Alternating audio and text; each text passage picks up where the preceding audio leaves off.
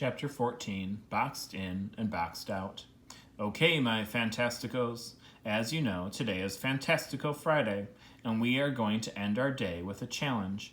I'm going to break you into groups. Each group will be given a shoebox wrapped in elastic bands, which you will not remove, with a mystery object inside.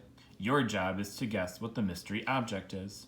You can do anything to the box to figure it out except open it. There are 4 numbered boxes that will rotate from group to group. You will have 10 minutes with each box, so be sure that you write down your guesses. At the end, we will open them up to see which object it is. He claps once loudly. Any questions? Everyone looks excited. Most glance around the room, probably hoping that they will be with Albert. He'll get every answer right. But I end up in a group with Max, Suki, Oliver, and Jessica. I briefly consider going to the nurse, especially when I have to stare at all of Jessica's friendship bracelets. I wonder if each bracelet is from a different friend. I glance down at my empty wrist. Box number 1 is dropped on her table. Oliver grabs it and shakes it hard. Jessica folds her arms and rolls her eyes. Her response to anything she not done or said by Shay. I look across the room. Shay is in a group with Albert. She's holding the box and talking. What a surprise. Yeah, Max says, taking the box from Oliver. My turn. I'm surprised when Suki speaks up first. Oliver, we all need a turn, so we must plan. 10 minutes, and 5 of us, 2 minutes each. I think about the nurse again. I could lie on the comfortable bed and think. I've come up with some of my best sketchbook ideas pretending to be sick down there. Max has been shaking the box. He throws it into the air once and catches it. Whatever's inside is heavy, he says. Oliver says, maybe it's a kangaroo. Jessica looks at him in disgust. Oliver shrinks. I was just kidding, he mumbles. This makes me mad. Max hands it to Jessica, who gives it a little shake and says, I think it's a wooden block, maybe one of those alphabet blocks. When will it be my turn again? Oliver asks. Suki is taking some kind of notes or something. Looking up at the clock, she says, Oliver, you have 25 seconds of your time left only. Oliver takes the box back and sniffs it and tries to hear something by pressing his ear to the top. Mr. Daniels calls from the other side of the room. I love that, Oliver. Creative investigation. While I wait for my turn, I wonder why Oliver always smells like graham crackers. Finally, I get the box and put it up to my ear and tilt it. Whatever it is inside rolls rather than slides. It must be round. And Max is right about it being heavy. I tilt it again with my palm on the side of the box. I think it's a baseball, I say, handing it to Jessica. She does the same test and surprises me by saying, I agree, feels like a baseball. Wait, I say, taking it back. I tilt it again, quickly, and the object hits the end hard and then lightly. It bounces, I say. Would a baseball bounce? I ask, turning to Max. No, I don't think so. Maybe it's rubber, like a lacrosse ball.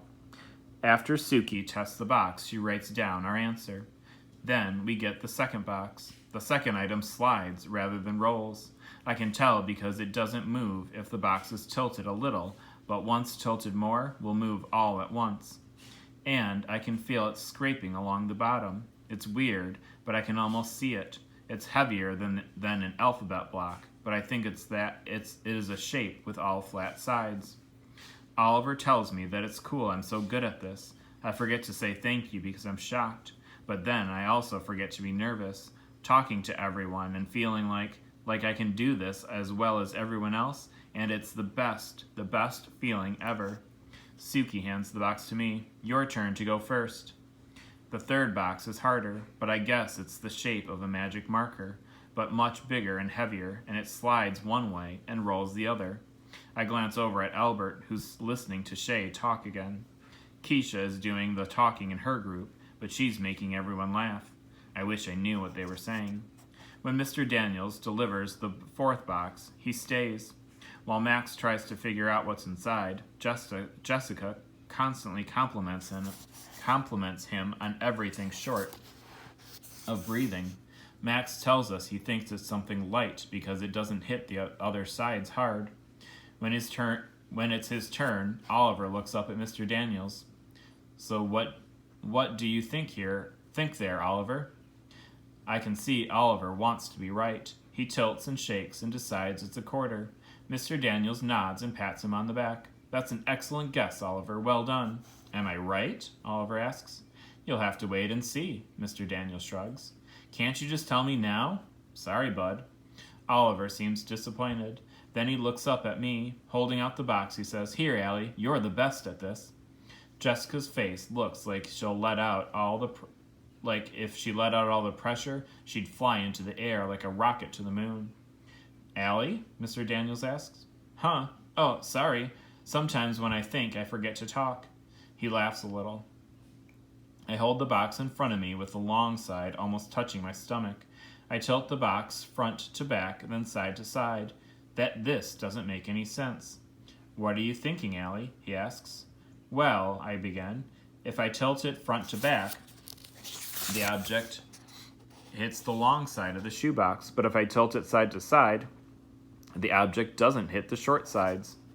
In my mind, I see the object must be the size and shape of a magic wand, because it moves a lot a lot when tilted in one direction, but not when tilted in another. What? Oliver asks. It doesn't make sense, I say. I look down at the box and shake it side to side hard. I can't get the object to hit the sides of the box. The more I shake side to side, the more it hits the top and bottom of the box. Confusing. I look up at Mr. Daniels and his half smile and scrunched eyebrows. Wait a second, I smile. Would you trick us? What do you mean, trick you? I shake it again. Tilt it some more. The object hits some sides, but not all the sides. Did you tape it or tie it to something? His eyes widen quick, and he smiles.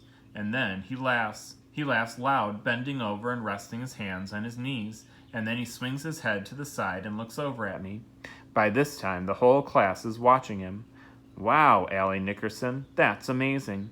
I have done this with over 100 kids, and no one in all of those times has ever been able to figure that out. He reaches over and takes the box. Taking the elastic band off, he opens the box to show us all what's inside. It's 2 glue sticks tied together with string, and then the ends of the string are taped to the sides of the box, leaving the glue sticks hanging in the middle. He comes over and does something a teacher has never done even once in my whole life. He high-fives me.